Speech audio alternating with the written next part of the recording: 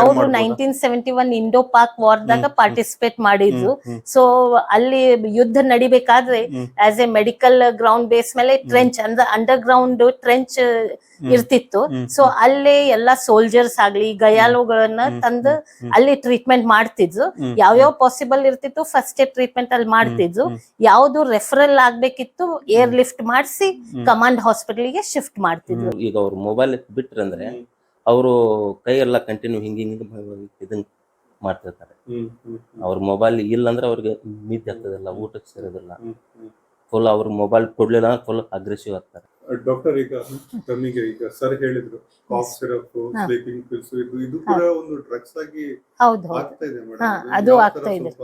ಅಂದ್ರೆ ಎಡಿಕ್ಷನ್ ಅಂದ್ರೆ ನೋಡ್ರಿ, ಮೇನ್ ಡೆಫಿನೇಷನ್ ಆಫ್ ಎಡಿಕ್ಷನ್ ಅಂದ್ರೆ a person is habituated or he wants that product or a substance or a person, ಯಾವ್ದಾದ್ರು addict ಆಗ್ಬಹುದು. ಅದು ಅವನಿಗೆ ಬೇಕೇ ಬೇಕು, ಅದು ಇರ್ಲಾರ್ದೆ ಅವನಿಗೆ ಇರ್ಲಿಕ್ಕೆ ಆಗಂಗಿಲ್ಲ. In spite it has got so many harmful effects. ಹಿಂಗಾಗಿ ಪರ್ಸನ್ ಎಡಿಕ್ಟ್ ಆದ್ಮೇಲೆ ಅದನ್ನ ಬಿಡೋದು ಮಾತ್ರ ತುಂಬಾ ಕಷ್ಟ.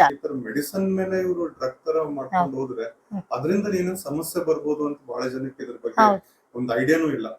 ಇದಕ್ಕೆ ಎಡಿಕ್ಟ್ ಆಗ್ಲಿ, ಆಲ್ಕೋಹಾಲ್ ಆಗ್ಲಿ, ಸ್ಮೋಕಿಂಗ್ ಆಗ್ಲಿ, ಗುಟ್ಕಾ ಆಗ್ಲಿ, ಡ್ರಗ್ಸ್ ಆಗ್ಲಿ, ಸ್ಲೀಪಿಂಗ್ ಪಿಲ್ಸ್ ಆಗ್ಲಿ, ಅದು ಮೇನ್ ಇಫೆಕ್ಟ್ ಮಾಡೋದು ಫಸ್ಟ್ ಬ್ರೈನ್ ಆಗಿ.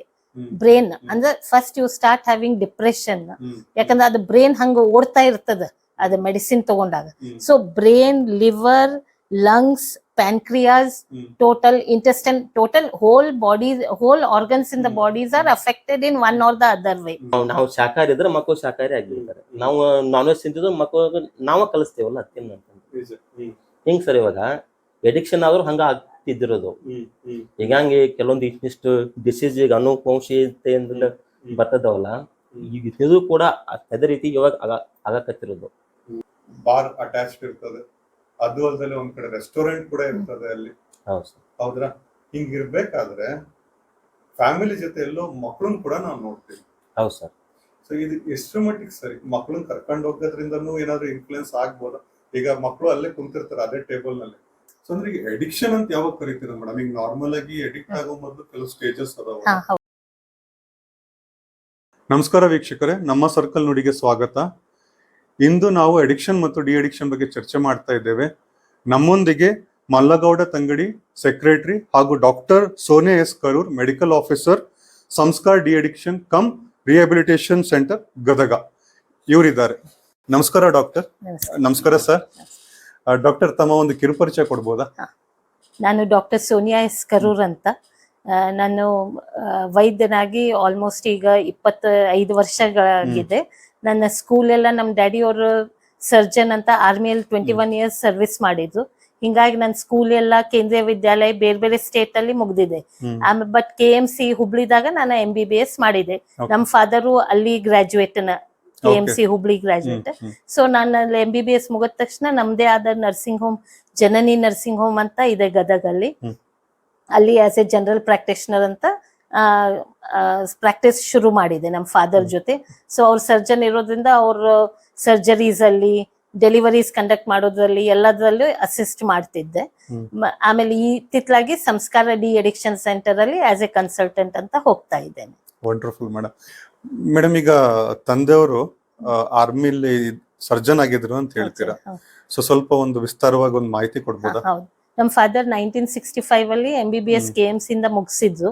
ಆ ವರ್ಷ ಎಮರ್ಜೆನ್ಸಿ ಡಿಕ್ಲೇರ್ ಆಗಿದ್ರಿಂದ ಅವ್ರ ಬ್ಯಾಚ್ ಅಲ್ಲಿ 7 ಜನ ಇಮಿಡಿಯೇಟ್ ಆರ್ಮಿಗೆ ಸೇರ್ಕೊಂಡ್ರು. ಅಲ್ಲಿ ವರಂಗಾವ್ ಅಲ್ಲಿ ಫಸ್ಟ್ ಸರ್ವ್ ಮಾಡಿದ್ರು.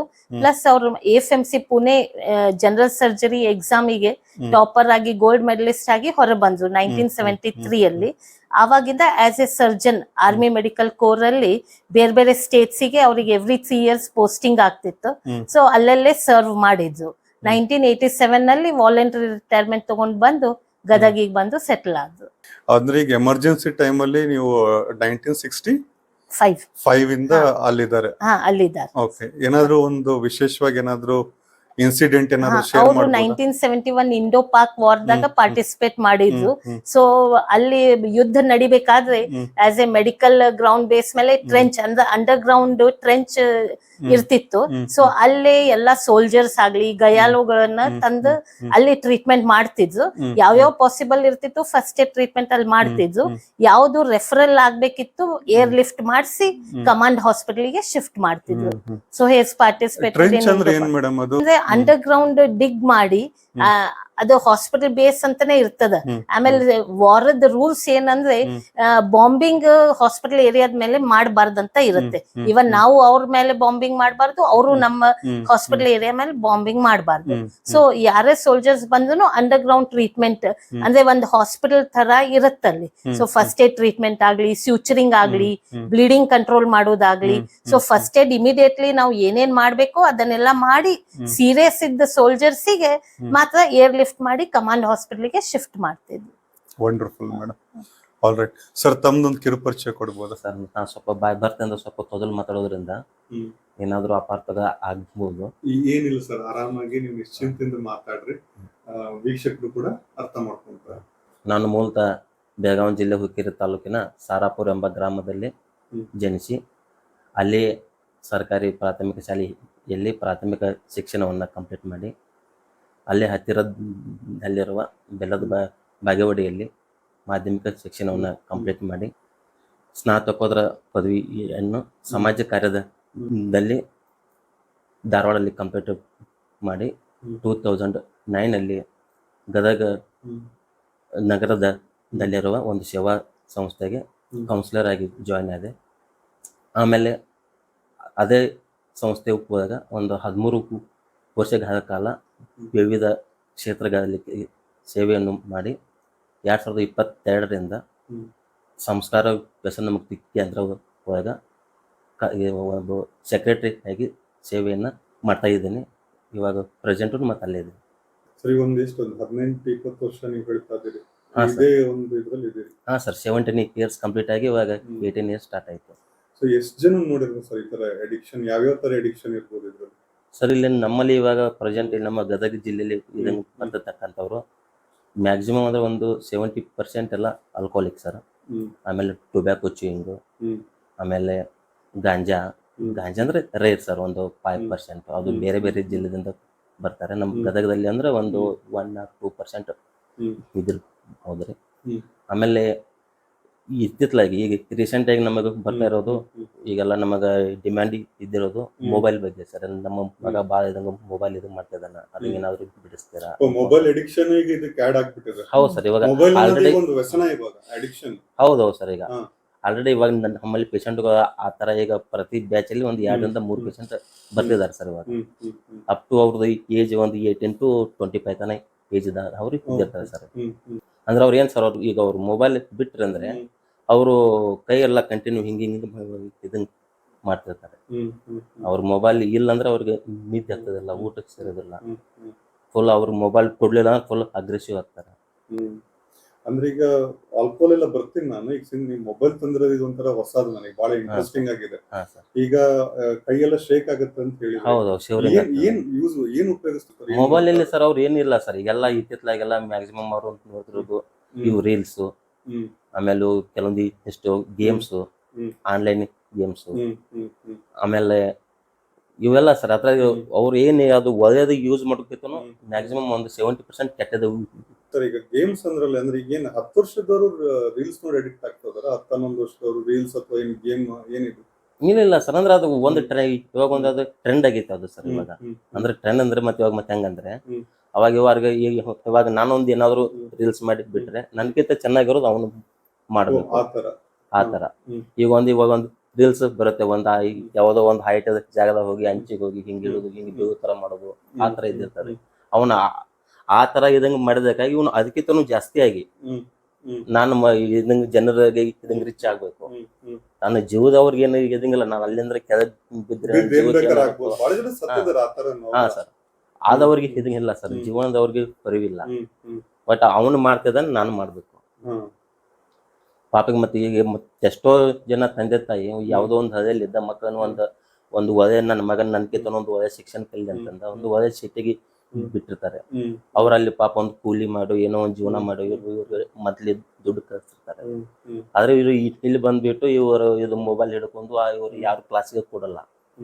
ನಾನು ಇವಾಗ ಧಾರವಾಡ ನಾನು ಇದಂಗೆ ಮತ್ತೆ MSW ಕಲಿಬೇಕಾದ್ರೆ ಅಲ್ಲಿ ನನ್ನ ಫ್ರೆಂಡ್ಸ್ ಸಾಕಷ್ಟು ಜನ ಇದ್ದಿದ್ರು. ಅವರೆಲ್ಲ ಪೇರೆಂಟ್ಸ್ ಎಲ್ಲ ತುಂಬಾ ಚೆನ್ನಾಗಿದ್ರು. ನಮ್ಮೆಲ್ಲ ಫ್ಯಾಮಿಲಿ ಅಷ್ಟಕ್ಕಷ್ಟೇ, ನಾವೆಲ್ಲ ಒಂದು ಮೀಡಿಯಂ ಫ್ಯಾಮಿಲಿದಿಂದ ಇದಂಗ ಬಂದವರು. ನಾವ್ ಇವಾಗ ಒಂದು ಖರ್ಚಿಗೆ ಒಂದು 4,000 ಕೇರ್ 3,000 ಹಾಕ್ತಿದ್ರು.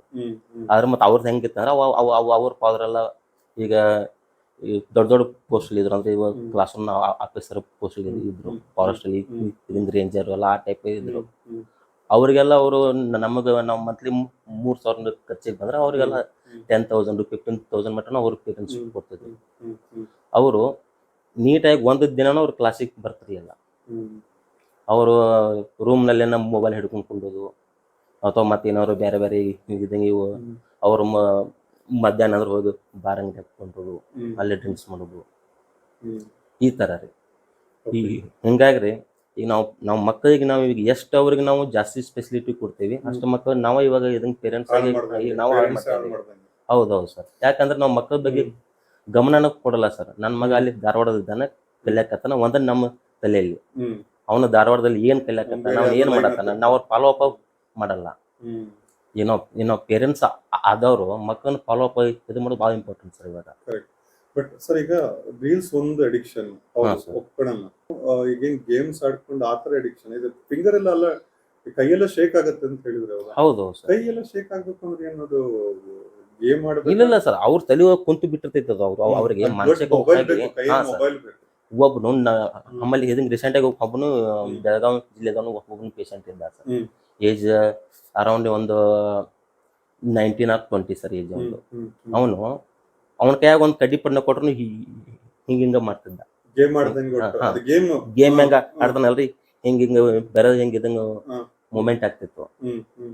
ಅವ್ನು ನಮ್ಮಲ್ಲಿ ಬಂದ್ಮೇಲೆ ಒಂದು 15 days ಆದ್ಮೇಲೆ ಅದು ಕ್ರಮೇಣ ಒಂದು ಕಡಿಮೆ ಹಾಕೋತ ಬಂದು ಅಲ್ಲಿಂದ ನಮ್ಮಲ್ಲಿ ಅವರು ಸೈಕಾಟ್ರಿಕ್ ಡಾಕ್ಟರ್ ಅವ್ರಿಗೆ ಇದಕ್ಕೆ ಮೆಡಿಸಿನ್ ಮಾಡಿ ಇಲ್ಲಿ ಬಂದಂತ ಫಿಸಿಷಿಯನ್ ಅವ್ರಿಗೆಲ್ಲ ಟ್ರೀಟ್ಮೆಂಟ್ ಕೊಟ್ಟು ಆಮೇಲೆ ಅವ್ರ ಮೆಡಿಕಲ್ ಟ್ರೀಟ್ಮೆಂಟ್ ಆದ ಮೇಲೆ ಅವನೊಂದು 15-16 daysಗೆ ಒಂದು ನಾರ್ಮಲ್ ಸ್ಟೇಜಿಗೆ ಬಂದ. ಮತ್ತ ಆಮ್ಯಾಗ ಅವನು ಸ್ವಲ್ಪ ನಾವು ಅವನಿಗೆಲ್ಲ ಇದು ಮೋಟಿವೇಶನ್ ಕ್ಲಾಸಸ್ ಮಾಡಿ ಅದು ಈಗ ಡಿ ಅಡಿಕ್ಷನ್ ಇಂದ ನೀವು ಮಾತಾಡ್ತಿದ್ದೀರಾ. ಈಗ ಅಡಿಕ್ಷನ್ ಒಂದು ಇದು ಸರ್ ಮೊಬೈಲ್ ಒಂದು ಮೊಬೈಲ್ ಸಿಗ್ತಾ ಇದೆ ಅದಕ್ಕೆ ಸಾಕ್ತದ ಹೌದ್ರಾ? ಈಗ ಬೇರೆದ್ ಹೇಳಿದ್ರಿ ನೀವು ಡ್ರಿಂಕ್ಸ್ ಆಲ್ಕೋಹಾಲ್ದು ಬೇರೆ ಬೇರೆ ನೋಡಿದ್ರಿ. ಈ ಮೊಬೈಲ್ ಅಡಿಕ್ಷನ್ ಎಷ್ಟು ವರ್ಷದಿಂದ ನೋಡ್ತಾ ಇದ್ದೀರಿ ಸರ್? ಮೊಬೈಲ್ ಅಡಿಕ್ಷನ್ ಆಗ್ತಿರೋದು ಯಾವಾಗ ಸರ್? ಇದನ್ನ ರೀಸೆಂಟ್ ಆಗಿ ಒಂದು 3 to 4 years ನಮ್ಮ ಕಾಲೇಜ್ ಬರ್ತಿರೋದು. ಅದಕ್ಕಿಂತ ಮೊದ್ಲು ಈಗ ಒಂದು ನೀವೇನು 18-20 ವರ್ಷ ಸರ್ವಿಸ್ ಅಲ್ಲಿ ಇದ್ದೀರಿ. ಈ ಒಂದು ಸರ್ವಿಸ್ ಅಲ್ಲಿ ಇವಾಗಿನ ತನ ಎಷ್ಟು ಜನನ ನೀವು ಅಡಿಕ್ಷನ್ ನೋಡಿರ್ಬೋದು? ಯಾವ ಪರ್ಸೆಂಟೇಜ್ ತಗೊಂಡ್ರಿ? ಒಂದು 1,000 ಅಡಿಕ್ಷನ್ ಕ್ಯಾಂಡಿಡೇಟ್ಸ್ ಇದ್ರೆ ಇದ್ರಲ್ಲಿ ಎಷ್ಟು ಆಲ್ಕೋಹಾಲ್ ಇರ್ಬೋದು, ಎಷ್ಟು ಬೇರೆ ಟೊಬ್ಯಾಕೋ ಅಥವಾ ಮತ್ತೆ ಯಾವ್ದು ಡ್ರಗ್ಸ್ ಕೇಸ್ ಈ ತರ? ಇಲ್ಲ ಸರ್, ಇವಾಗ ನಾವೀಗ ಆ ರೀತಿ ನಾವು ಪರ್ಸೆಂಟೇಜ್ ಆಗಿ ತೆಗೆದ್ರೆ 100ಕ್ಕೆ ಒಂದು 80 to 85% ಆಲ್ಕೋಹಾಲಿಕ್ ಸರ್ ಇಲ್ಲಿ ನಮ್ ಕಡೆ ಸರ್. ಆಮೇಲೆ ಒಂದು ಟೊಬ್ಯಾಕೋ ಒಂದು ಸರ್, ಇವಾಗ ಆಲ್ಕೋಹಾಲಿಕ್ ಮಾಡೋರು ಮ್ಯಾಕ್ಸಿಮಮ್ ಮತ್ತೆ ಎಲ್ಲರೂ ಟೊಬ್ಯಾಕೋ ಸ್ಮೋಕಿಂಗ್ ಅದ್ರ ಒಟ್ಟಿಗೆ ಇದ್ದಿರ್ತದೆ ಸರ್. ಆಮೇಲೆ ಅದ್ರ ಜೊತೆಗೆ ಒಂದು 2 or 3% ಗಾಂಜಾ ಪೇಷಂಟ್ ಇದ್ದಿರ್ಬೋದು. ಆಮೇಲೆ ಏನು ಕೆಲವು ಒಬ್ಬರು ಇದು ಕಪ್ ಸಿರಪ್ ಅವು ಇಂಥವೆಲ್ಲ ಅಡಿಕ್ಷನ್ ಮಾಡ್ಕೊಂಡ್ ಬಿಟ್ಟಿರ್ತಾರೆ. ಆಮೇಲೆ ಕಾಪ್ ಸಿರಪ್, ಆಮೇಲೆ pain killer tablet, pain killer injection, sleeping pills ಮತ್ತೆ ಇವನ್ನೆಲ್ಲ ಅವ್ರು ಕೆಲವೊಬ್ಬರು ಇದ್ದಿರ್ತಾರೆ ಸರ್. ಇವೆಲ್ಲ ಸೇರಿ ಒಂದು 15% ಸರ್. ಡಾಕ್ಟರ್, ಈಗ ತಮಗೆ ಈಗ ಸರ್ ಹೇಳಿದ್ರು ಕಾಫ್ ಸಿರಪ್, ಸ್ಲೀಪಿಂಗ್ ಪಿಲ್ಸ್ ಇದು ಕೂಡ ಒಂದು ಡ್ರಗ್ಸ್ ಆಗಿ ಆಗ್ತಾ ಇದೆ ಮೇಡಮ್. ಅದು ಆಗ್ತಾ ಇದೆ. ಅಂದ್ರೆ ಎಡಿಕ್ಷನ್ ಅಂದ್ರೆ ನೋಡ್ರಿ, ಮೇನ್ ಡೆಫಿನೇಷನ್ ಆಫ್ ಎಡಿಕ್ಷನ್ ಅಂದ್ರೆ a person is habituated or he wants that product or a substance or a person ಯಾವ್ದಾದ್ರು ಎಡಿಕ್ಟ್ ಆಗ್ಬಹುದು. ಅದು ಅವನಿಗೆ ಬೇಕೇ ಬೇಕು, ಅದು ಇರ್ಲಾರ್ದೆ ಅವನಿಗೆ ಇರ್ಲಿಕ್ಕೆ ಆಗಂಗಿಲ್ಲ. In spite it has got so many harmful effects. ಹಿಂಗಾಗಿ ಪರ್ಸನ್ ಎಡಿಕ್ಟ್ ಆದ್ಮೇಲೆ ಅದನ್ನ ಬಿಡೋದು ಮಾತ್ರ ತುಂಬಾ ಕಷ್ಟ.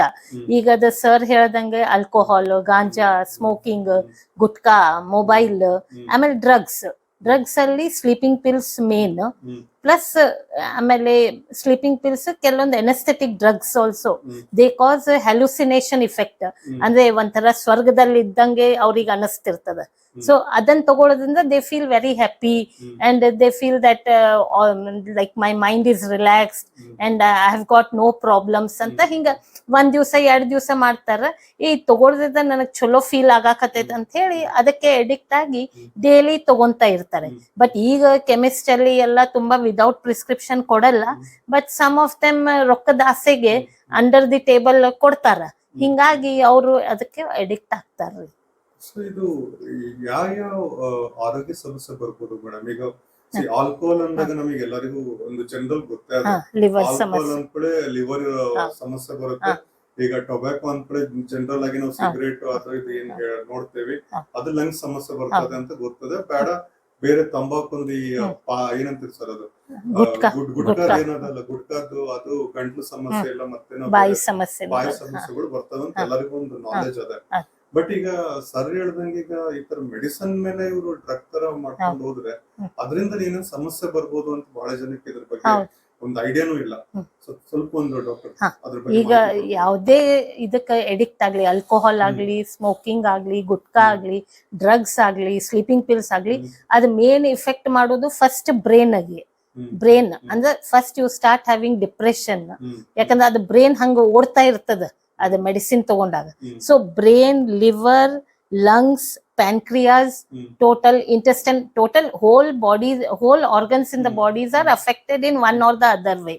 So ಆರ್ಗನ್ಸ್ ಅಫೆಕ್ಟ್ ಆದ್ರೂ ಅದು ಇನಿಷಿಯಲ್ ಸ್ಟೇಜ್ ಅಲ್ಲಿ ಇದ್ರೆ ಅದು ರಿವರ್ಸಿಬಲ್ ಇರುತ್ತೆ. ಬಟ್ ಅದರಲ್ಲಿ socio economic status, behavioural changes, depression ಅದೆಲ್ಲ ಆಗೋದ್ರಿಂದ on a whole a person's ಲೈಫನೇ ಎಫೆಕ್ಟ್ ಆಗ್ತದೆ. ಅಡಿಕ್ಷನ್ ಅಂತ ಯಾವಾಗ ಕರೀತೀರಾ ಮೇಡಮ್? ಈಗ ನಾರ್ಮಲ್ ಆಗಿ ಅಡಿಕ್ಟ್ ಆಗೋ ಮೊದಲು ಕೆಲವು ಸ್ಟೇಜಸ್ ಅದಾವ, ಅದ್ರ ಬಗ್ಗೆ ಸ್ವಲ್ಪ ಮಾಹಿತಿ. ಎಡಿಕ್ಷನ್ ಕಿಂತ ಮುಂಚೆ ಅಂದ್ರೆ ಈಗ ಸ್ಟಾರ್ಟಿಂಗ್ ಈಗ ಯಾವುದೇ ಪರ್ಸನ್ ಈಗ ಹುಟ್ಟುತ್ತಲೇನೆ ಕುಡಿಯೋದ್ ಕಲ್ತಿರಲ್ಲ, ಸ್ಮೋಕ್ ಮಾಡೋದ್ ಕಲ್ತಿರಲ್ಲ. ಅದು ಟೀನೇಜ್ ಅಲ್ಲಿ ಡೆವಲಪ್ ಆಗುತ್ತೆ ಮೋಸ್ಟ್ ಆಫ್ ದೆಮ್ ಅಡಿಕ್ಷನ್ ಆಗೋದು. ಅದ್ ಹೆಂಗಂದ್ರೆ ಫಸ್ಟ್ ಫ್ರೆಂಡ್ಸ್ ಸರ್ಕಲ್ ತುಂಬಾ ಇಂಪಾರ್ಟೆಂಟ್. ಯಾಕಂದ್ರೆ ಈಗ ಫಸ್ಟ್ ಟು 10th ಸ್ಟ್ಯಾಂಡರ್ಡ್ ಏನಿರುತ್ತೆ, ಸ್ಕೂಲ್ ಇರುತ್ತೆ, ಮನೆಯಿಂದ ಹೋಗ್ತಾರ, ವಾಪಸ್ ಮನಿಗ್ ಬರ್ತಾರ, ಹೋಮ್ ವರ್ಕ್ ಮಾಡ್ತಾರ, ಟ್ಯೂಷನ್ ಹೋಗ್ತಾರ, ಹಿಂಗ ಅದ್ರ ರುಟೀನ್ ನಡೆದಿರ್ತದ. But once they join college ಅಲ್ರಿ, ಅಲ್ಲಿ ಸ್ವಲ್ಪ ಫ್ರೀ ಇರ್ತಾರ ಅವರು. ಫ್ರೀ ಆದ ತಕ್ಷಣ ಅಲ್ಲಿ depends on the friends circle. ಒಳ್ಳೆ ಫ್ರೆಂಡ್ಸ್ ಸಿಕ್ಕರೆ ಎಲ್ಲಾ ಚೆನ್ನಾಗ್ ಆಗ್ತದ. ಕೆಲವೊಬ್ರು ಹಂಗೆ ಮಜಾಗೋಸ್ಕರ, ಆಮೇಲೆ ಮನುಷ್ಯನ್ಗೆ ಏನಿರುತ್ತೆ ಅಂದ್ರೆ ಕ್ಯೂರಿಯಾಸಿಟಿ. ಈಗ ಏನೇ ಹೊಸಾದ್ ಬಂದ್ರೆ ಎಲ್ಲರಿಗೂ ಕ್ಯೂರಿಯಾಸಿಟಿ ಇರ್ತದ, ಅದು ಏನು ನೋಡ್ಬೇಕು ಮಾಡ್ಬೇಕು ಅಂತ. ಈಗ ಫಾರ್ ಎಕ್ಸಾಂಪಲ್ ಹುಡುಗರು ಅಷ್ಟೇ, ಯಾಕೆ ದೊಡ್ಡವರು, ಈಗ ನಿಮ್ ಊರಲ್ಲಿ ಯಾವ್ದೇ ಒಂದ್ ಮಾಲ್ ಓಪನ್ ಆಗ್ಯದ ಅಂತ ತಿಳ್ಕೊರಿ, ಆವಾಗ ಫಸ್ಟ್ 1 month ಫುಲ್ ರಶ್ ಇರುತ್ತೆ. ಯಾಕಂದ್ರೆ everyone wants to go and see what is there, what to buy, ಏನ್ ಆಫರ್ಸ್ ಅದ. ಹಂಗ ಇದು ಆಲ್ಕೋಹಾಲ್, ಸ್ಮೋಕಿಂಗ್ ಇದು ಒಂಥರ ಟೀನೇಜ್ ಅಂದ್ರೆ ಅವ್ರಿಗೆ ಗೊತ್ತಿರಲ್ಲ. ಸೊ ಸ್ಟಾರ್ಟಿಂಗ್ ಸ್ವಲ್ಪ ಟೇಸ್ಟ್ ನೋಡೋಣ ಬಾ ಅಂತ ಹೇಳಿ ತಮ್ಮ ಫ್ರೆಂಡ್ಸ್ ಕರ್ಕೊಂಡು ಹೋಗ್ತಾರೆ, ಸ್ವಲ್ಪ ತಗೊಂತಾರ. ಸೊ ಫಸ್ಟ್ ಟೈಮ್ ಅವ್ರಿಗೆ ತಗೊಂಡ ತಕ್ಷಣ ತಲೆ ತಿರುಗ್ಬಹುದು, ವಾಮಿಟಿಂಗ್ ಆಗ್ಬಹುದು, ಅದಾಗತ್ತೆ. ಕೆಲವೊಬ್ರು ಅಷ್ಟಕ್ಕೆ ಬಿಟ್ಟು ಇದು ಸರಿ ಇಲ್ಲ ಬಿಡಪ್ಪ ಅಂತ ಬಿಡ್ಬಹುದು. ಕೆಲವೊಬ್ರು ಇಲ್ಲ ಇನ್ನೊಂದ್ 2 ದಿವಸ ಮಾಡಿದ್ರೆ ಸರಿ ಹೋಗ್ಬೋದೇನೋ ಅಂತ ಸ್ಟಾರ್ಟ್ ಮಾಡ್ತಾರೆ. ಸೊ ಆವಾಗ ತಗೊಳಕ್ ಹತ್ತಿಂದ ಅವ್ರಿಗೆ ಇದು ಕುಡದ ಭಾರಿ ಮಜಾ ಬರ್ತದ ಬಿಡು ಅಂತ ಮೊದ್ಲೇಕ ಮಂತ್ಲಿ ಒನ್ಸ್ ಇರ್ತದ, ಆಮೇಲೆ 15 days, ವೀಕ್ಲಿ, ಆಮೇಲೆ ಅದೇ ದಿನ ಎಡಿಕ್ಟ್ ಆಗ್ಬಿಡ್ತಾರ ಅದಕ್ಕ. ಆಮೇಲೆ ಕೆಲವೊಬ್ರು ಸೋಷಿಯಲೈಸಿಂಗ್, ಈಗ ಟೀನೇಜ್ ಆದ್ಮೇಲೆ ಈಗ 25 to 30 years ಎಲ್ಲ ಅರ್ನ್ ಮಾಡಕ್ ಸ್ಟಾರ್ಟ್ ಆದ ತಕ್ಷಣ ಅವ್ರಿಗೆ ಸೋಷಿಯಲೈಸಿಂಗ್ ಅಂದ್ರೆ ನಾನು ಜನದ ಜೊತೆ ಬೆರಿಬೇಕು ಅಂತಂದ ತಕ್ಷಣ ಫ್ರೆಂಡ್ಸ್ ಸರ್ಕಲ್ ಸ್ವಲ್ಪ ಜಾಸ್ತಿ ಆಗುತ್ತೆ. ಅದ್ರಲ್ಲಿ ಒಬ್ರು ಇಬ್ರು ಕುಡಿತಾನೆ ಇರ್ತಾರೆ. ಸೊ ಅವರು ಕರೀತಾರೆ, ಬಾರು ಹೋಗೋಣ ಇವತ್ತು ಹೊರಗಡೆ ಅಂತ. ಆಯ್ತಂತ ಇವ್ರಿಗೆ ಇಲ್ಲ ಅನ್ಲಿಕ್ಕೂ ಆಗಂಗಿಲ್ಲ. So to maintain their status they will go and have alcohol with them. So ಅವಾಗ 15 days ಒಮ್ಮೆ ಹಿಂಗೆ ಯಾವಾಗೋ ಫ್ರೆಂಡ್ಸ್ ಕರೆದಾಗ ಮಾತ್ರ ಹೋಗ್ತಿರ್ತಾರೆ. ಆಮೇಲೆ ಏನ್ ಅನ್ನಿಸ್ತ, ಇದು ಚಲೋ ಅದಲ್ಲ, ಇದರಿಂದ ಮೈಂಡು ರಿಲ್ಯಾಕ್ಸ್ ಆಗ್ತದ. ಯಾಕಂದ್ರೆ ಮಾರ್ನಿಂಗ್ ಟಿಲ್ ಈವ್ನಿಂಗ್ ಅವ್ರಿಗೆ ದನು ಆಗಿರ್ತದ. ಆಮೇಲೆ ಪೇನ್ಫುಲ್ ಕಂಡೀಷನ್ಸ್ ಅಲ್ಲಿ ಕೆಲವೊಬ್ರಿಗೆ ಏನು ಆಲ್ಕೋಹಾಲ್ ತಗೊಂಡ್ರೆ ಪೇನ್ ರಿಲೀಫ್ ಅಂತ ಹಂಗಂತ ಶುರು ಮಾಡ್ಕೊಂಡು ಅದೇ ಡೈಲಿ ಹ್ಯಾಬಿಟ್ ಮಾಡ್ಕೊಂಡು ಎಡಿಕ್ಟ್ ಆಗಿಬಿಡ್ತಾರೆ. ಕಂಪ್ಲೀಟ್ ಆಗಿ ಎಡಿಕ್ಟ್ ಆಗಿಬಿಡ್ತಾರೆ. ಸೊ ಇದು ಎಡಿಕ್ಟ್ ಅಂದ್ರೆ ಹ್ಯಾಬಿಟ್ ಆಗಿ ನೆಕ್ಸ್ಟ್ ಸ್ಲೋ ಆಗೇನೆ ಬೇಕೇ ಬೇಕು. ಅದ ಇಲ್ಲ ಅಂದ್ರೆ ಸರ್ ಹೇಳ್ದಂಗೆ ಈಗ mobile de addiction, aggressive behaviour, ಆಮೇಲೆ ಡಿಪ್ರೆಷನ್ ಗೆ ಹೋಗ್ತಾರ, ಆಮೇಲೆ ಕೆಲವೊಬ್ರು ಮನೆಯಲ್ಲಿ ಜಗಳ ಮಾಡ್ತಾರ, ಮನೆ ಬಿಟ್ಟು ಹೋಗ್ತಾರ, ಆಮೇಲೆ ಕೆಲವೊಂದಂತೂ ಸುಯಿಸೈಡಲ್ ಸ್ಟೇಜಿಗೂ ಹೋಗಿದ್ದ ಎಕ್ಸಾಂಪಲ್ಸು ಅದಾವ್ರಿ. ಹಂಗೇನು ಆಗ್ತದ. ಯಾವ್ದಾದ್ರು ಒಂದು ಕೇಸ್ ಹೇಳ್ಬೋದಾ ಡಾಕ್ಟರ್? ಕೇಸ್ ಅಂತಂದ್ರೆ ಹಿಂಗ ಈಗ ನೋಡಿರ್ತೀರಿ, ಈಗ ತಮ್ಮ ಒಂದು ಈಗ ಪೇಷಂಟ್ಸ್ ಯಾರಾದ್ರೂ ಈಗ ಟ್ರೀಟ್ ಮಾಡ್ತಾ ಇದ್ದೀರಾ, ಹೌದೌದು, ಎಲ್ಲಾದ್ರೂ ಯಾವ್ದಾದ್ರು ಒಂದು ಕೇಸ್ ಇದನ್ನ ಅದು ಎಕ್ಸ್ಟ್ರೀಮ್ ಆಗಿ ಹೋಗಿ ಸುಯಿಸೈಡಲ್ ಅಟೆಂಪ್ಟ್ ಅಥವಾ ಈ ತರ ಏನಾದ್ರು? ಸುಯಿಸೈಡಲ್ ಅಟೆಂಪ್ಟ್ಸ್ ಅಂದ್ರೆ ಅವ್ರು ಸುಯಿಸೈಡ್ ಮಾಡ್ಕೋಬೇಕಂತ ಇರಲ್ಲ, ಹಂಗೆ ಹೆದರ್ಸ್ಲಿಕ್ಕೆ ಕೆಲವೊಬ್ರು ಮಾಡ್ತಾರ. ಅಂದ್ರೆ ಈಗ ಮನ್ಯಾಗ ರಿಸ್ಟ್ರಿಕ್ಷನ್ ಹಾಕಿರ್ತಾರ, ಮನೆಯಿಂದ ಹೊರಗ್ ಬಿಡಲ್ಲ, ಇವ್ನ್ ಹೊರಗ್ ಹೋದೆ ಕುಡ್ಕೊಂಡ್ ಬರ್ತಾನ ಅಂತ ಹೇಳಿ ಮನೇಲಿ ಇಟ್ಟಿರ್ತಾರಲ್ಲ, ಅವ್ರಿಗೆ ಹೆಂಗಾರ ಮಾಡಿ ಹೊರಗ್ ಹೋಗ್ಬೇಕಾದ. ಸೊ ಚಾಕು ತಗೊಂಡು, ಬ್ಲೇಡ್ ತಗೊಂಡು ಕೈ ಎಲ್ಲ ಕೊಯ್ಕೊಂತಾರ. ಮಲ್ಟಿಪಲ್ ಸೆಲ್ಫ್ ಇನ್ಫ್ಲಿಕ್ಟೇಷನ್ ತರ ಸೆಲ್ಫ್ ಇಂಜುರೀಸ್ ಮಾಡ್ಕೊಂತಾರ. ಸೊ ಸೆಲ್ಫ್ ಇಂಜುರೀಸ್ ಮಾಡ್ಕೊಂಡಾಗ ಆಟೋಮೆಟಿಕ್ಲಿ ಫ್ಯಾಮಿಲಿ ಮೆಂಬರ್ಸ್ ಹೆದರಿ, ಅಯ್ಯೋ ಹಿಂಗೆಲ್ಲ ಅದೇ ಮತ್ ಪ್ರಾಣನೇ ಹೋಗ್ಬೋದಂತ ಸ್ವಲ್ಪ ಹೊತ್ತು ಹೊರಗ್ ಹೋಗ್ಬಾರ್ಪ ಅಂತ ಅಲೌ ಮಾಡ್ತಾರ. ಸೊ ಆ ಟೈಮ್ ಅಷ್ಟು ಸಿಕ್ಕ್ರೆ ಸಾಕು, ಅವ್ರು ಹೋಗಿ ಮತ್ ಕುಡ್ಕೊಂಡ್ ಬಂದ್ಬಿಡ್ತಾರೆ. ಸೊ ಹಿಂಗಾಗಿ ಅದು ಪಾಸಿಬಿಲಿಟೀಸ್ ಅದಾವ. ಅಂದ್ರೆ ಜನ ಹೆಂಗ ತಲೆ ಉಪಯೋಗಿಸ್ತಾರಂದ್ರೆ, we have learned many things from them only. ಯಾಕಂದ್ರೆ ನಾವು ಈ ಮಟ್ಟಕ್ಕೆ ಹೋಗ್ತಾರ ಜನ ಅಂತ ಗೊತ್ತಿರಲ್ಲ, ಬಟ್ ಅವ್ರೆಲ್ಲ ತಮ್ಮ ಹಿಸ್ಟ್ರಿ ಹೇಳ್ತಾ ಹೋದಾಗ ನಮಗ್ ವಿಚಿತ್ರ ಅನ್ಸುತ್ತೆ, ಅಯ್ಯೋ ಹಿಂಗನು ಇರ್ತಾರಲ್ಲ, ಹೀಗೋ ಉಂಟೆ ಅನ್ನೋರ್ಗತೆ ಆಗತ್ತೆ. ಸರಿ, ನಿಜ ಸರ್. ಈಗ ಮೇಡಮ್ ಹೇಳಿದ್ರೆ ಈಗ ಯಾವ ತರ ಹ್ಯಾಬಿಟ್ ಟರ್ನ್ ಆಗಿ ಅಡಿಕ್ಷನ್ ಆಗತ್ತೆ ಅಂತ ತಾವಾಗ್ಲೇ ಹೇಳ್ತಾ ಇದ್ರಿ. ಪೇರೆಂಟ್ಸ್ ಕೂಡ ಒಂದು ಜವಾಬ್ದಾರಿಯಾಗಿ ನೋಡ್ಕೋಬೇಕು, ಏನ್ ಮಾಡ್ತಾ ಇದಾರೆ. ಈಗ ಒಂದು ಮನೇಲಿದ್ರು ಕೂಡ ಆಗತ್ತೆ, ಹೊರಗಿದ್ರು ಕೂಡ ಆಗತ್ತೆ. ಈಗ ಹೊರಗಿದ್ದವನಷ್ಟೇ ಈ ತರ ಹ್ಯಾಬಿಟ್ ಅಡಿಕ್ಷನ್ ಆಗ್ಬೇಕು ಅಂತ ಮನೆಗಿರೋನು, ಮನೆಗೆ ಈಗ ಡಾಕ್ಟರ್ ಹೇಳಿದ್ರು. ಹೌದ್ರ? ಈಗ ಜನರಲ್ ಆಗಿ ನಾನು ಹೇಳುವಂತದ್ದು ಈಗ ಈಗ ಹೆಂಗಾಗಿದೆ ಅಂದ್ರೆ ಕಲ್ಚರ್, ಈಗ ಬಾರ್, ಫ್ಯಾಮಿಲಿ ಅಂಡ್ ರೆಸ್ಟೋರೆಂಟ್ ಅಂತ ಇರುತ್ತೆ ಈಗ. ಹೌದ್ರಾ? ಅಲ್ಲೆಲ್ಲೋ ಒಂದ್ ಕಡೆ ನಾವು ವಿಸಿಟ್ ಮಾಡಿದಾಗ ನಾವ್ ಯಾವ್ದೋ ಒಂದು ನೋಡ್ತೀವಿ. ಈಗ ಯಾವ್ದೋ ಫಂಕ್ಷನ್ ಕಾರಣಕ್ಕೋ ಎಲ್ಲೋ ಒಂದ್ ಕಡೆ ಒಂದು ಲಾಡ್ಜಿಂಗು ಇದ್ದೇ ಇರುತ್ತೆ, ಉಳಿಸಿರ್ತಾರೆ, ಬಾರ್ ಅಟ್ಯಾಚ್ಡ್ ಇರ್ತದೆ. ಅದು ಅಲ್ಲದೆ ಒಂದ್ ಕಡೆ ರೆಸ್ಟೋರೆಂಟ್ ಕೂಡ ಇರ್ತದೆ ಅಲ್ಲಿ. ಹೌದ್ರಾ? ಹಿಂಗಿರ್ಬೇಕಾದ್ರೆ ಫ್ಯಾಮಿಲಿ ಜೊತೆ ಎಲ್ಲೋ ಮಕ್ಳನ್ ಕೂಡ ನಾವು ನೋಡ್ತೀವಿ. ಸೊ ಇದು ಎಷ್ಟು ಮಟ್ಟಿಗೆ ಸರಿ? ಮಕ್ಳನ್ ಕರ್ಕೊಂಡು ಹೋಗೋದ್ರಿಂದನೂ ಏನಾದ್ರು ಇನ್ಫ್ಲೂಯೆನ್ಸ್ ಆಗ್ಬೋದಾ? ಈಗ ಮಕ್ಕಳು ಅಲ್ಲೇ ಕುಂತಿರ್ತಾರೆ ಅದೇ ಟೇಬಲ್ ನಲ್ಲಿ, ತಂದೆ ತಾಯಿ ಅಥವಾ ತಂದೆನು ಯಾರೋ ಒಬ್ರು ಆ ಒಂದು ಟೇಬಲ್ ಅಲ್ಲಿ ಕುಂತಾಗ ಒಂದು ಊಟ ಮಾಡ್ಲಿಕ್ಕೆ ಅಂತ ಡೈನಿಂಗ್ ಅಲ್ಲಿ ಇವ್ರು ಕೂಡ ಏನೋ ಒಂದು ಡ್ರಿಂಕ್ಸ್ ಅಂತ ಹೇಳಿ ತಗೊಂತಿರ್ಬೋದು. ಕಮ್ಮಿನೋ ಜಾಸ್ತಿನೋ ಅದು ಎರಡನೇ ಮಾತು, ಬಟ್ ಇವ್ರು ತಗೊಂತಿರ್ತಾರೆ. ಪುಟ್ ಮಕ್ಳು ಇರ್ತಾರೆ. ಪುಟ್ ಮಕ್ಳು ಅಂದ್ರೆ ಏನಪ್ಪ, ಈಗ 4 ವರ್ಷನೂ ಇರ್ತಾರೆ, 5 ವರ್ಷನೂ ಇರ್ತಾರೆ, ಇಲ್ಲ ಒಂದ್ 10 ವರ್ಷದವ್ರು ಇರ್ಬೋದು, 12 ವರ್ಷದವ್ರು ಇರ್ಬೋದು. ಅಟ್ಲೀಸ್ಟ್ ಒಂದ್ 10-12 ವರ್ಷದ ಮೇಲ್ಪಟ್ಟಿಗೆ ಏನು ಅಂತ ಅದು ಅರ್ಥ ಆಗುತ್ತೆ. ಬಟ್ ಅದಕ್ಕಿಂತ ಕಮ್ಮಿ ವಯಸ್ಸಿನವರು ಅದ್ರ ಬಗ್ಗೆ ಅವ್ರಿಗೆ ಏನು ಮಾಹಿತಿ ಕೂಡ ಇರೋದಿಲ್ಲ, ಏನು ಅಂತ ಗೊತ್ತಿರಲ್ಲ ಅಲ್ವಾ? ಸೊ ಎಲ್ಲೋ ಒಂದು ವಿಡಿಯೋ ನೋಡಿದ್ದೆ ನಾನು, ಇದು ಏನಕ್ಕೆ ಬಂತು ಅಂದ್ರೆ ಎಲ್ಲೋ ಒಂದು ವಿಡಿಯೋ ನೋಡಿದ್ದೆ, ಈ ತರ ಒಂದು ಹಿಂಗೆ ಯಾವ್ದೋ ಒಂದು ಯೂಟ್ಯೂಬ್ ಅಲ್ಲೋ ಎಲ್ಲೋ ನೋಡಿರೋಂಥದ್ದು ಮಾಹಿತಿ ನಾನು ನಿಮಗೆ ಹೇಳ್ತಿರೋದು. ಪೇರೆಂಟ್ಸ್ ಅಲ್ಲಿದ್ದಾರೆ, ಆ ಡ್ರಿಂಕ್ಸ್ ಈ ತರ ಒಂದು ಗ್ಲಾಸ್ ಅದ ಹಿಂಗೆ ಇಟ್ಟಿದ್ದಾರೆ, ಆ ಗ್ಲಾಸ್ ಅಲ್ಲಿ ಕುಡ್ದು ಆತ ಇಟ್ಬಿಟ್ಟು ಆ ಕಡೆ ಎಲ್ಲ ನೋಡ್ತಾ ಇದ್ದಾರೆ. ಈ ಕಡೆ ಒಂದು ಪುಟ್ಟ ಮಗು, ನನಗನ್ನಿಸ್ತ ಒಂದು 5-6 ವರ್ಷದ ಮಗು ಇರ್ಬೇಕೇನೋ, ಬಂತು ಆ ಗ್ಲಾಸ್ ತಗೊಂಡ್ಬಿಟ್ಟು ಹಿಂಗ್ ಕುಡ್ದು ಸಿಪ್ ಮಾಡಿ ಅದನ್ನ ಕುಡ್ದು ಟೇಸ್ಟ್ ಮಾಡ್ಕೊಂಡು ಅದು ಹೋಯ್ತು. ತಂದೆ ತಾಯಿಗಳು ಏನೋ ಒಂದು ಬೇರೆ ಇದ್ರಲ್ಲಿ ಮಾತಾಡ್ತಿದ್ದಾರೆ, ಅದ್ರ ಬಗ್ಗೆ ಗಮನನೇ ಕೊಟ್ಟಿಲ್ಲ. ಸೊ ಇದು ನಿಮ್ಮ ಅನಿಸಿಕೆ, ಅಭಿಪ್ರಾಯ? 2 ರೀತಿ ಕೇಳ್ತಾ ಇದೀನಿ ನಾನು. ಮಕ್ಕಳನ್ನ ಕರ್ಕೊಂಡು ಹೋಗೋದು, ಇದು ಗೊತ್ತಿಲ್ದಲೆ ಮಕ್ಕಳು ಅದ್ರ ಬಗ್ಗೆ ಕುಡ್ದಿರೋದು, ತಂದೆ ತಾಯಿಗೆ ಮಾಹಿತಿನೇ ಇಲ್ಲ. ಇನ್ನೊಂದು, ಈಗ 12 ವರ್ಷದ ಮೇಲ್ಪಟ್ಟು ಕರ್ಕೊಂಡು ಹೋಗಿರ್ತಾರೆ, ಈಗ ಅದ್ ಮಾಹಿತಿ ಇರುತ್ತೆ, ಬಟ್ ಯಾವ ತರ ಇದು ಇನ್ಫ್ಲೂಯೆನ್ಸ್ ಮಾಡ್ತಾ ಹೋಗುತ್ತೆ ಅಂತೇಳಿ ತಮ್ಮ ಒಂದು ವ್ಯೂ ಅಲ್ಲಿ. ಅದಾದ ನಂತರ ಡಾಕ್ಟರ್ ಕೂಡ ಸೇಮ್ ವ್ಯೂ ಅಲ್ಲಿ ಕೇಳ್ತೀವಿ. ಸರ್, ಇವಾಗ ಏನಾಗ್ತಿದೆ ಅಂದ್ರೆ ಇವತ್ತಿನ ಜೀವನದಲ್ಲಿ ನಾವು ಸ್ವಲ್ಪ ಇದ್ರ ಬಗ್ಗೆ ನಾನು ನಿಮ್ಮ ಜೊತೆ ಡಿಟೇಲ್ ಆಗಿ ಮಾತಾಡ್ಬೇಕಂದ್ರೆ, ಇವಾಗ ನಾವೆಲ್ಲ ಸಣ್ಣವ್ರಿದ್ದಾಗ ಈಗೆಲ್ಲ ನಾವು ಹಾಲಿಡೇಗೆಲ್ಲ ಎಲ್ಲ ನಮ್ಮ ಚಿಕ್ಕಮ್ಮರ ಮಕ್ಕಳು, ದೊಡ್ಡಮ್ಮರ ಮಕ್ಕಳು ಎಲ್ಲರೂ ನಮ್ಮ ಮನೆಯಲ್ಲಿ ಸೇರ್ತಿದ್ರು. ಅಂದ್ರೆ ನಮ್ಮ ಮನೆಯಲ್ಲಿ ಯಾಕೆ ಸೇರ್ತಿದ್ರು ಅಂದ್ರೆ, ನಮ್ಮ ಮನೆಯಲ್ಲೇ ಅಜ್ಜಿ ಇದ್ರು, 2 ಜನ ಅಜ್ಜಿ ಇದ್ರು. ಅವರೆಲ್ಲ ನಮ್ಗೆ ಅವಾಗ ನಮಗೆ ಸ್ಟೋರಿ ಇದು ಮಾಡೋದು, ನಮಗೆಲ್ಲ ಹಳೆ ಕಾಲದೆಲ್ಲ ಆಟ ಆಡ್ಸೋದು, ಸಂಜೆಗೆ ಎಲ್ಲರಿಗೂ ಊಟಕ್ಕೆ ಹಾಕೋದು, ಸಾಯಂಕಾಲ ಎಲ್ಲ ನಮಗೆ ಹಳೆ ಕಡೆ ಎಲ್ಲ ಇವ ಒಗಟ್ಟು ಅಂತಂದು ಇದ್ದಿರ್ತಾವೆ ಸರ್, ಅವನಿಗೆ ಹೇಳೋದು, ಅವನಿಗೆ ಬಿಡ್ಸಕ್ ಹಚ್ಚೋದು, ಸಣ್ಣ ಸಣ್ಣ ಆಟ ಆಡಕ್ ಹಚ್ಚೋದು, ಅಂದ್ರೆ ಎಲ್ಲರಿಗೂ ಒಂಥರ ಮನರಂಜನೆ ಆಗ್ತದೆ ಸರ್. ಅದೇ ಸರ್, ಇವಾಗ ಒಂದು ಹಾಲಿಡೇ ಬಂತಂದ್ರೆ ನಾವೀಗ ಯಾರ್ದಾರ ಒಂದು ಮನೆಗೆ ಹೋದ್ರೆ ಎಲ್ಲರ ಕೈಯಲ್ಲಿ ಮೊಬೈಲ್.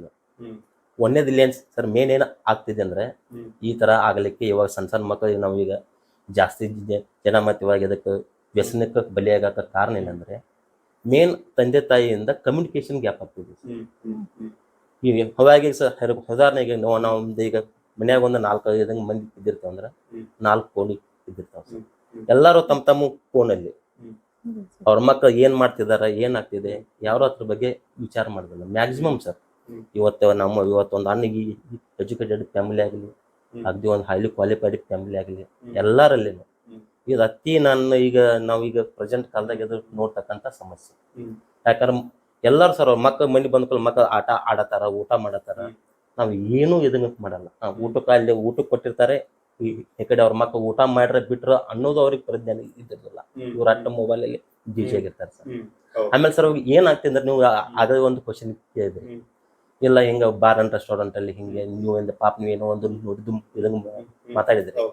ಇವಾಗ ಏನ್ ಆಗ್ತಿದೆ ಅಂದ್ರೆ ಸರ, ಈಗ ನಾವು ಬಾರ್ ಅಂಡ್ ಈಗ ಜೀವನ ಶೈಲಿ ನಮ್ದು ಹೆಂಗ್ ಬದಲಾವಣೆ ಆಗ್ತಿದೆ ಅಂದ್ರೆ, ನಾವೆಲ್ಲ ಅವಾಗ ಸಣ್ಣವ್ರಿದ್ದಾಗ ಸರ್ ನಾವೆಲ್ಲ ಏನೋ ಒಂದು ಪಾರ್ಟಿ ಮಾಡ್ಬೇಕಂದ್ರೆ, ಈಗ ನಾನೀಗ ಸ್ಕೂಲಲ್ಲಿ ಫಸ್ಟ್ ಬಂದೆ ಅಥವಾ ನಾನು ಯಾವುದೋ ಒಂದು ಸ್ಪೋರ್ಟ್ಸ್ನಾಗ ಫಸ್ಟ್ ಬಂದೆ, ನಾವೆಲ್ಲ ಪಾರ್ಟಿ ಇದಂಗ ಮಾಡ್ಬೇಕಾದ್ರೆ ಮೈಸೂರು ಪಾಕು ಅಥವಾ ಏನೋ ಒಂದು ಚಾಕ್ಲೇಟ್ಸು ಅಥವಾ ಇದಂಗ ನಮ್ ಕಡೆ ಬೆಳಗಾವ್ ಕಡೆ ಎಲ್ಲ ಮಹಾರಾಜ ಬಡಂಗ್ ಅಂತಂದು ಸರ್, ಅದು ಒಂದು 2 ರೂಪಾಯಿ ಕೊಟ್ರೆ ಇಷ್ಟು ಮಂಡಕ್ಕಿ ಖಾರ ಇರ್ತಿತ್ತು, ಅದೇ ಟೇಸ್ಟ್ ಅದು ಸರ್.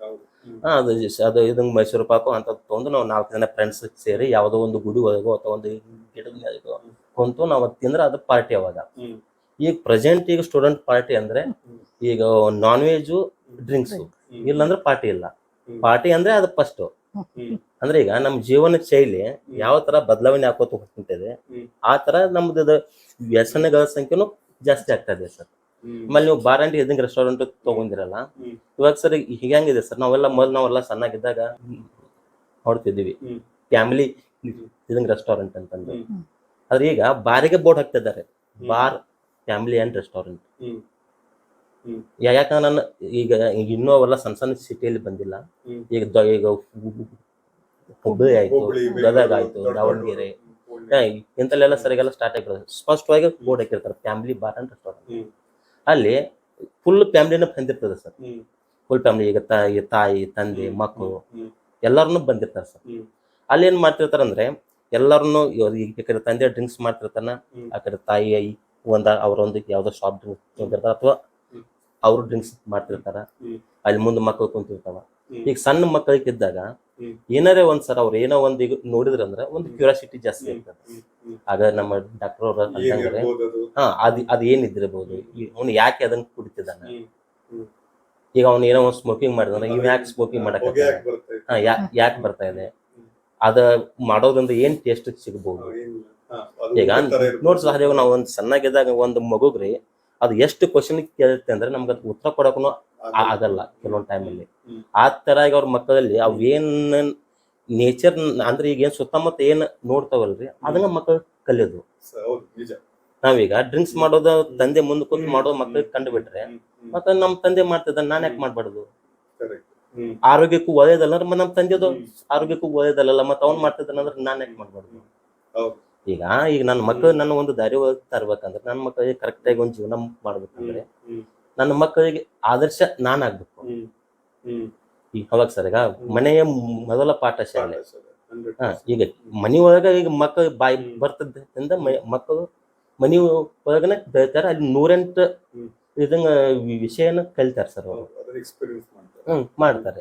ಈಗ ನಾವು ಮನಿ ಒಳಗ ನಾವು ಒಂದು ಪೂಜೆ ಮಾಡ್ತಿದ್ದೀವಿ ಅಂದ್ರೆ ಮಕ್ಕಳು ಪೂಜೆ ಮಾಡೋದು ಕಲಿತೇವೆ. ನಾವು ದಿನ ಮನಿ ಒಳಗ ಮಾಂಸಾಹಾರಿ ತಿಂತಿದ್ರೆ ಮಕ್ಕಳು ಮಾಂಸಾಹಾರಿ ಕಲಿತೀವಿ. ಯಾರು ಬಾಯಿ ಮಾಂಸಾಹಾರಿನಲ್ಲ ಶಾಕಾಹಾರಿನಲ್ಲ. ಈಗ ನಾವು ಬಾರ್ನ್ ಆದ್ಮೇಲೆ ಏನ್ ನಮ್ಮ ಮನಿ ಒಳಗೆ ಏನ್ ಆಚಾರ ವಿಚಾರ ಇದ್ದಿರ್ತಾವ ನೋಡಿ. ಈಗ ನಾವು ಶಾಕಾಹಾರಿ ಇದ್ರೆ ಮಕ್ಕಳು ಶಾಕಾಹಾರಿ ಆಗಿರ್ತಾರೆ, ನಾವು ನಾನ್ ವೆಜ್ ತಿಂತಿದ್ರೆ ಮಕ್ಕಳು ನಾವ ಕಲಿಸ್ತೇವಲ್ಲ ತಿನ್ನಂತ. ಹಿಂಗ್ ಸರ್ ಇವಾಗ ಎಡಿಕ್ಷನ್ ಆದ್ರೂ ಹಂಗ ಆಗ್ತಿದ್ದಿರೋದು. ಈಗ ಹಂಗೆ ಕೆಲವೊಂದು ಇಷ್ಟು ಡಿಸೀಸ್ ಈಗ ಅನುವಂಶೀಯತೆಯಿಂದ ಬರ್ತದವಲ್ಲ, ಈಗ ಇದು ಕೂಡ ಅದೇ ರೀತಿ ಇವಾಗ ಆಗಕತ್ತಿರೋದು. ಅಂದ್ರೆ ಇವಾಗ ಸರ್ ಉದಾಹರಣೆಗೆ ಕೆಲವೊಂದು ಇಷ್ಟು ಈಗ ಶುಗರ್ ಅದು ಇದ್ದಿರ್ತಾವೆ. ಇವಾಗ ತಂದೆ ತಾಯಿಗೆ ಇರ್ತಾರೆ, ಕೆಲವೊಬ್ಬರಿಗೆ ಎಲ್ಲಾರ್ಗು ಬರಲ್ಲ, ಕೆಲವೊಂದಿಷ್ಟು ಮಂದಿಗೆ ಅದು ಬರ್ತದ. ಈಗ ನಾವು ಡಾಕ್ಟರ್ ಕಡೆ ಹೋದಾಗ ಡಾಕ್ಟರ್ ಕಾಮನ್ ಆಗಿ ಕೇಳ್ತದ, ಯಾರ್ ನಿಮ್ಮ ಮನ್ಯಾಗ ಮೊದಲು ಇತ್ತೇನು ಇತ್ತೇನಂತ ಕೇಳ್ತಿರ್ತಾರ ಸರ್. ಹಂಗೆ ಹೋಗಾಗ ಇವ್ ನಾವು ಡ್ರಿಂಕ್ಸ್ ಮಾಡೋದ್ರಿ ಇದರಿಂದ ಈಗ ನಮ್ಮ ಮಕ್ಕಳ ನೋಡಿ ಕಾಮನ್ ಆಗಿ ಕೇಳ್ತಾರಲ್ಲ ಸರ್. ನಮ್ಮ ಮಕ್ಕಳು ಈಗ ಅಂದ್ರೆ ಈಗ ಅದು ಅನುವಂಶಿಕವಾಗಿ ಬಂದಂಗೆ ಇಲ್ಲ. ಈಗ ನಾನು ನನ್ನ ಮಗಗೆ ಕಲಿಸಿದಂಗೆ. ಹಿಂಗಾಗಿ ಈಗಿನ ಸಮಾಜ ಒಳಗಡೆ ಈಗ ನಮ್ಮ ಪೇರೆಂಟ್ಸ್ ಬಾಳ ಜವಾಬ್ದಾರಿ ಕಡಿಮೆ ಆಗಕದ ಸರ್ ಮಕ್ಕಳ ಮೇಲೆ. ಈಗ ನೋಡ್ರಿ ಸರ್, ಮಕ್ಕಳನ್ನವ್ರು ಸ್ಕೂಲಿಗೆ ಕಳಿಸ್ತಿರ್ತಾರ, ಅಲ್ಲಿ ಹೋಗಿ ಸ್ಕೂಲಿಗೆ ಹೋಗಿ ಮಕ್ಕಳು ನಮ್ಮ ಸ್ಕೂಲ್ನಾಗ ಅದಾರು ಎಲ್ಲೋ ಇದನ್ ಮಾಡೋದಿಲ್ಲ. ಮಕ್ಕಳು ಕಾಲೇಜಿಗೆ ಹೋಗ್ತಿರ್ತಾರ, ಮಕ್ಕಳು ಕಾಲೇಜ್ಗೆ ಅದು ಹೋಗ್ಯಾರೆಲ್ಲ ಕ್ರಾಸ್ ಚೆಕಿಂಗ್ ಮಾಡಲ್ಲ. ಹಿಂಗಾಗಿ ಮಕ್ಕಳು ಅಲ್ಲಿ ಒಂದು ನಮ್ಮ ಮಕ್ಕಳು ಕೆಟ್ಟವ್ರು ಅಂತಲ್ಲ, ಒಳ್ಳೆಯವ್ರು ಅಂತಲ್ಲ ಸರ್. ಏನ ಅಲ್ಲಿ ಸಮಾಜಕ್ಕೆ ಇದ್ದಿರ್ತದ, ಏನ ಪರಿಸರಕ್ಕೆ ಇದ್ದಿರ್ತದ, ಅದನ್ನ ಮಕ್ಕಳು ಕಲ್ತಿರ್ತಾರ. ಈಗ ಅವ್ರ ಮಕ್ಕಳಿಗೆ ಒಂದ್ ನಾವು ಒಳ್ಳೆ ಫ್ರೆಂಡ್ಸ್ ಸಿಕ್ಕರ ನಾವು ಅವ್ರು ಏನು ಮಾಡ್ಲ ಅಂದ್ರೆ ಅವ್ರು ಒಳ್ಳೇದಾಗಬಹುದು. ಏನಾದ್ರು ಒಂದ್ ಸ್ವಲ್ಪ ಅಲ್ಲಿ ಕೆಟ್ಟ ಫ್ರೆಂಡ್ಸ್ ಸಿಕ್ಕರಂದ್ರೆ ನಮ್ಮ ಮಕ್ಕಳು ಕೆಟ್ಟವ್ರಂತಲ್ಲ, ಆದ್ರೆ ಅಲ್ಲಿ ಪರಿಸರಕ್ಕೆ ಅವ್ರು ಸೆಟ್ ಆಗಿಬಿಡ್ತಾರೆ. ಅವ್ರು ಸೆಟ್ ಆಗ್ಬಿಟ್ರೆ ನಾವು ಈಗ ಪೇರೆಂಟ್ಸ್ ನಾವೀಗ ನಾವು ಮಕ್ಕಳ ಜೊತೆ ನಾವು ಯಾವ ರೀತಿಯಾಗಿ ಇದ್ದಿರ್ಬೇಕಂದ್ರೆ, ಇವಾಗ ಕೆಲವೊಬ್ರಿಗೆ ಇವಾಗ ಪೇರೆಂಟ್ಸ್ ಹಂಗೆ ಇದ್ ಮಾಡ್ತಾರ ಅಂದ್ರೆ, ಹಿಂಗ ಆಗ್ಬೇಕಾ, ಹಿಂಗೆ ಇರ್ಬೇಕಾ, ನೀ ಡಾಕ್ಟರ್ ಆಗ್ಬೇಕಾ, ನೀ ನರ್ಸ್ ಆಗ್ಬೇಕಾ, ನೀ IAS ಆಫೀಸರ್ ಆಗ್ಬೇಕಾ, ಈ ತರ ಅವರಿಗೆ ಇವ್ರು ಪ್ರೆಷರ್ ಹಾಕ್ತಿರ್ತಾರ ಸರ್. ಪ್ರೆಷರ್ ಹಾಕೋದ್ರಿಂದ ಮಕ್ಕಳು ಡಿಪ್ರೆಷನ್ ಆಗಿ ಮಕ್ಕಳು ನಮ್ಮಿಂದ ಅಂತರಕ್ಕೆ ಹಾಕೋ ಪ್ರಯತ್ನ ಮಾಡಕತ್ತಿರ್ತಾವ ಸರ್. ನಾವೀಗ ನಮ್ಮ ತಂದೆ ತಾಯಿ ಮಕ್ಕಳ ಜೊತೆ ನಾವು ಯಾವ ರೀತಿ ಇದ್ದಿರ್ತಾರೆ, ಇವತ್ತು ನಮ್ಮ ಮಗು ಒಂದು ಒಳ್ಳೆ ರೀತಿಗೆ ಇದಂಗ ಬರ್ಬೇಕಂದ್ರೆ ನಾವು ಅವ್ರು ಆಸ್ ಎ ಫ್ರೆಂಡ್ ಆಗಿ ನಾವು ಮಕ್ಕಳ ಜೊತೆ ಎಷ್ಟು ನಾವು ಅನ್ಯೋನ್ಯವಾಗಿ ಇದ್ದಿರ್ತೇವೆ, ಮಕ್ಕಳು ನಮ್ಮಿಂದ ಭಯ ಪಡಲ್ಲ. ನಾವು ಮಕ್ಕಳ ಜೊತೆ ಮತ್ತೆಷ್ಟು ಕ್ಲೋಸೆಸ್ಟ್ ಆಗಿ ಇದ್ದಿರ್ತೇವೆ, ಪ್ರತಿಯೊಂದು ನಮ್ಮಂದವರು ಹೇಳ್ಕೊತಾರ ಸರ್. ಇಲ್ಲ ನಮ್ಮ ಅಪ್ಪಾಜಿ ಮುಂದೆ ನನಗೆ ಹೇಳಿದ್ರೆ ಅದಕ್ಕೊಂದು ಏನೋ ಪರಿಹಾರ ಸಿಗ್ತೈತಿ, ನಾನು ಏನೋ ಒಂದು ಅವರಿಗೆ ವಿಷಯ ನಾನು ಅವರಿಗೆ ಹೇಳಿದ್ರ ಅವ್ರು ಅದಕ್ಕೆ ಸ್ಪಂದನೆ ಮಾಡ್ತಾರ, ಅವ್ರ ನನಗೆ ಸಪೋರ್ಟ್ ಮಾಡ್ತಾರ. ಈಗ ಮಗುನ್ ತಲೆಯಾಗ ಏನ್ ಇದಿರ್ತೈತ್ರಿ, ಇಲ್ಲ ನಾವು BA ಮಾಡ್ಬೇಕು, ಒಬ್ಬ ದೊಡ್ಡ ಇಂಜಿನಿಯರ್ ಆಗ್ಬೇಕ. ಅಪ್ಪನ ತಲೆಯಾಗ ಏನ್ ಇದಿರ್ತೈತಿ, ನಾನ್ ಡಾಕ್ಟರ್, ನೀನ್ ಡಾಕ್ಟರ್ ಆಗ್ಬೇಕು. ಅವನ್ ಥಾಟ್ಸೇ ಬೇರೆ ಇದ್ದಿರ್ತೈತ್ರಿ, ಅವಂದು ಸ್ಕಿಲ್ಸ್ ಬೇರೆ ಇದ್ದಿರ್ತದ. ಅವಂದು ನಾವು ಅವನಿಗೆ ಅಡ್ಡ ಹೋಗಿ ಇಲ್ಲ ನೀವು ಡಾಕ್ಟರ್ ಆಗ್ಬೇಕಂತಂದ್ರೆ ಅವನಿಗೆ ಓದಾಕ 50% ಇಲ್ಲ ಒಂದು ಆಸಕ್ತಿ ಕಡಿಮೆ ಆಗ್ಬಿಡುತ್ತೆ ಸರ್.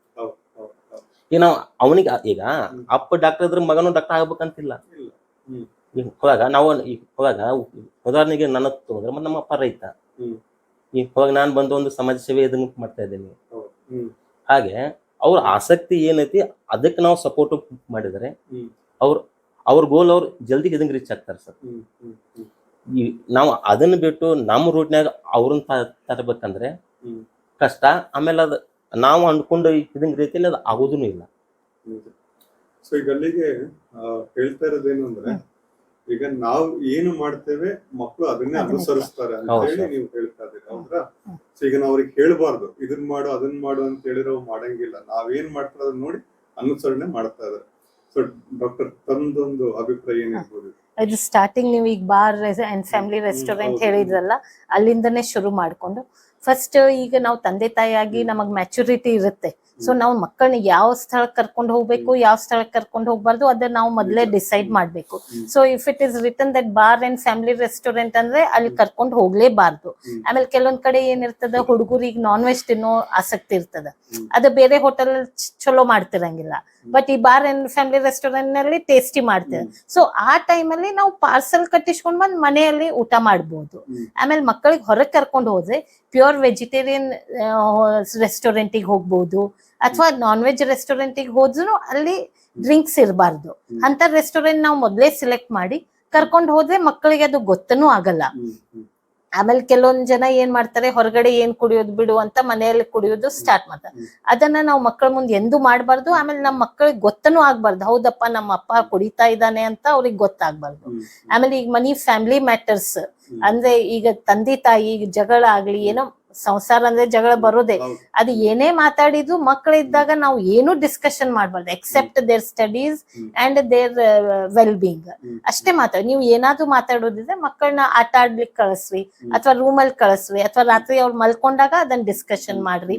ಸೊ ಅದರಿಂದ ಅವರಿಗೆ ಮೈಂಡ್ ಮೇಲೆ ಅಂತದ್ ಏನು ಇಫೆಕ್ಟ್ ಬೀಳಲ್ಲ.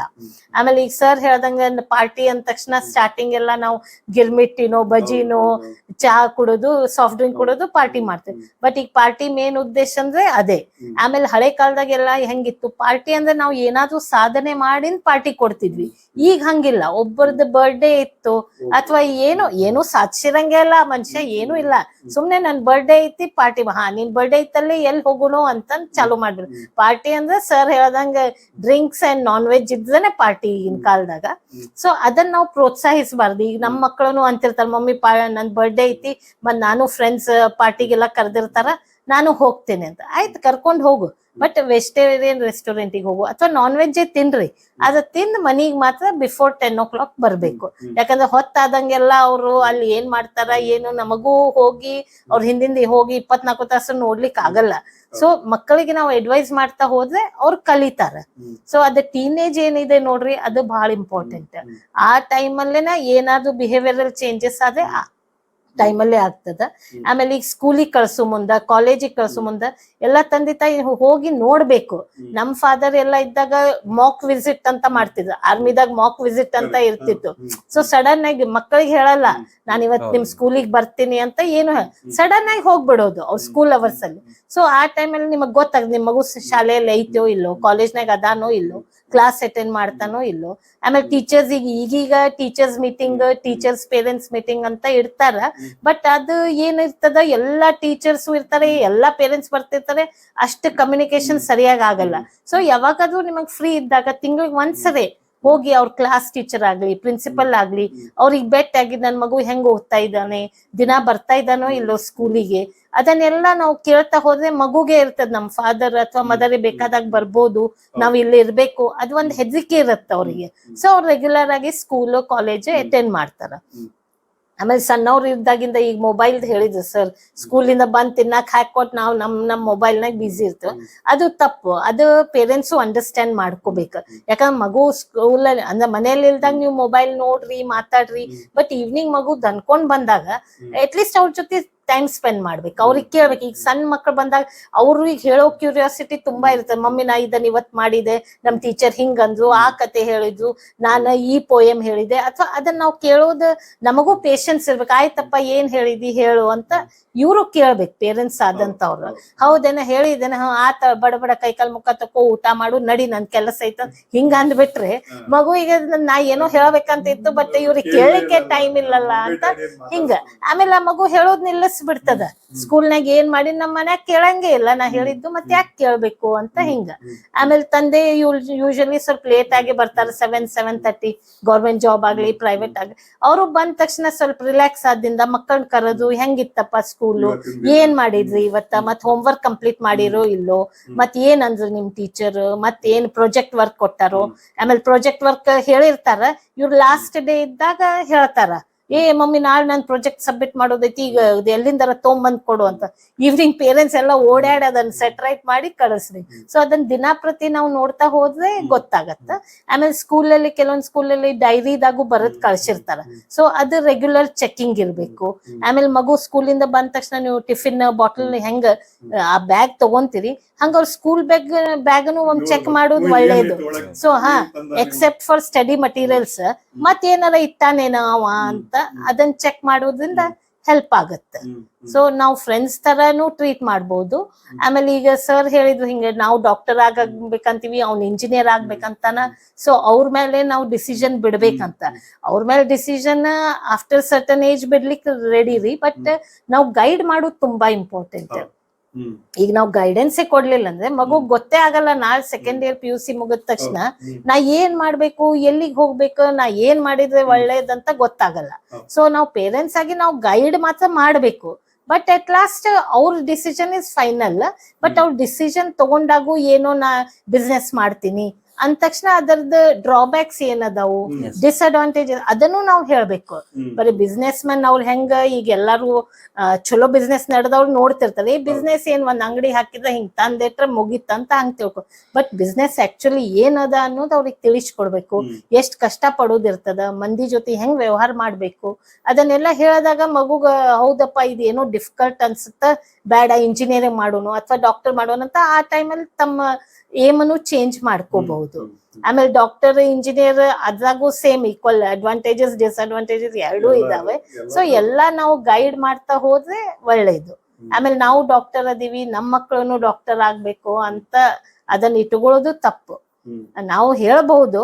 ಆಮೇಲೆ ಕೆಲವೊಂದ್ ಕಡೆ ಏನಿರ್ತದ, ಹುಡುಗರೇ ತಮ್ಮ ಇನ್ಸ್ಪಿರೇಷನ್ ತಮ್ಮ ಪೇರೆಂಟ್ಸ್ ಇಂದ ಇನ್ಸ್ಪೈರ್ ಆಗಿ ಅವರೇ ಮೆಡಿಕಲ್ ಪ್ರೊಫೆಷನ್ ಆಗ್ಲಿ, ಇಂಜಿನಿಯರಿಂಗ್ ಪ್ರೊಫೆಷನ್ ಆಗ್ಲಿ ತಾವೇ ಚೂಸ್ ಮಾಡ್ತಾರೆ. ಈ ಫಾರ್ ಎಕ್ಸಾಂಪಲ್ ನಾನು 8th ಬರುವವರೆಗೂ ನನಗ ಲಾಯರ್ ಆಗ್ಬೇಕಂತ ಆಸೆ ಇತ್ತು.